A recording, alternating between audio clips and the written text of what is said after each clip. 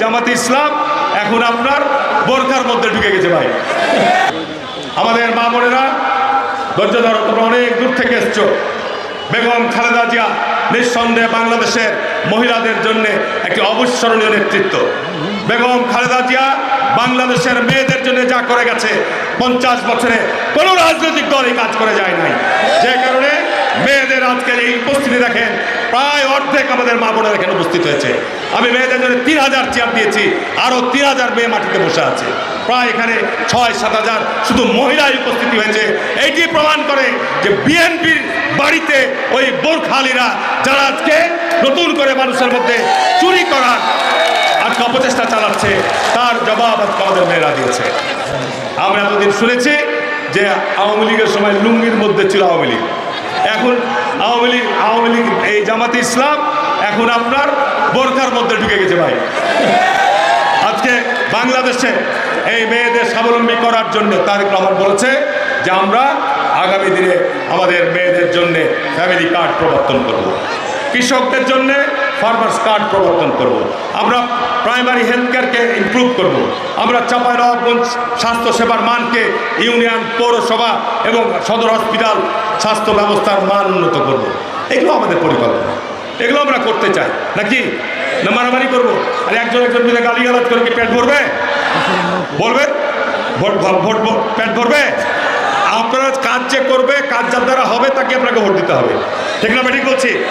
আমাদের বাইতুল মোকাররমের খতিব যে বক্তৃতাটা দিয়েছেন, আমল করার চেষ্টা করবেন, আমল করার চেষ্টা করবেন। পরিষ্কার বুঝে দিয়েছেন যে যারা আজকে ইসলামিক দল নামে সেকুলার ইস্তিহার জারি করে তাদেরকে ভোট দেওয়া হারাম। আজকে হেফাজতের আমির বাবুনগরী বলছেন যে যারা ইসলামের নামে বাংলাদেশের মানুষকে প্রতারিত করছে তাদেরকে ভোট দেওয়া হারাম। কি বলবেন আপনি? বলেন। আমি আপনাদেরকে এই জন্যই বললাম যে জেনে বুঝে আপনাকে ভোট দিতে হবে। আপনি হারুন সম্পর্কে জানেন, আর এক দলের প্রার্থী, তারা মুনাফেক কিনা? মুনাফেকের সংজ্ঞা কি? মুনাফেকের সংজ্ঞা হচ্ছে 1 নম্বর হচ্ছে তারা কথা বলে, মিথ্যা বলে। ঠিক না ঠিক?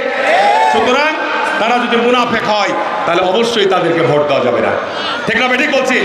আমরা মুসলমান সংখ্যাগরিষ্ঠ মানুষ, ঠিক না ঠিক? আমরা সংখ্যাগরিষ্ঠ মানুষ মুসলমান, সুতরাং মুনাফেক যদি হয় তাহলে তাদেরকে ভোট দেওয়া যাবে না। আমি আপনাকে উদাহরণ দিয়ে বলে দিচ্ছি এখন যে ডক্টর শফিক জামাতের আমির, শীর্ষ নেতা, ঠিক না? উনি সাম্প্রতিক, আরো অন্য কথা গেলাম না, সাম্প্রতিক উনি বলেছেন স্বাধীনতার ঘোষক কর্নেল অলি আহমেদ। কি কথাটা সঠিক না বেঠিক? মিথ্যা না? আপনার লতিফুর রহমান আমাদের এখানকার সাবেক এমপি ছিলেন, ঠিক না? আমি মিটিংয়ে বলছি, উনি বলছেন কি যে হারুন এমপি 4 বছরের দণ্ড আর 50 টাকা জরিমানা নিয়ে হারুন এমপি ঘুরে বেড়াচ্ছে। 100% মিথ্যা। তাহলে মুনাফেক। সাবেক মেয়র নজরুল সাহেব বলছেন যে আমি নাকি করোনার সময় আপনাদেরকে ফেলে রেখে বিদেশ পালিয়ে গেছি। কথাটা সত্য না মিথ্যা? তাহলে মুনাফেকদের ব্যাপারে আপনাকে বলি দিয়েছে ওই ইমাম সাহেব বলেছে যে মুনাফেকদের ব্যাপারে আপনাদের সতর্ক থাকতে হবে, এদেরকে ভোট দেওয়া যাবে না।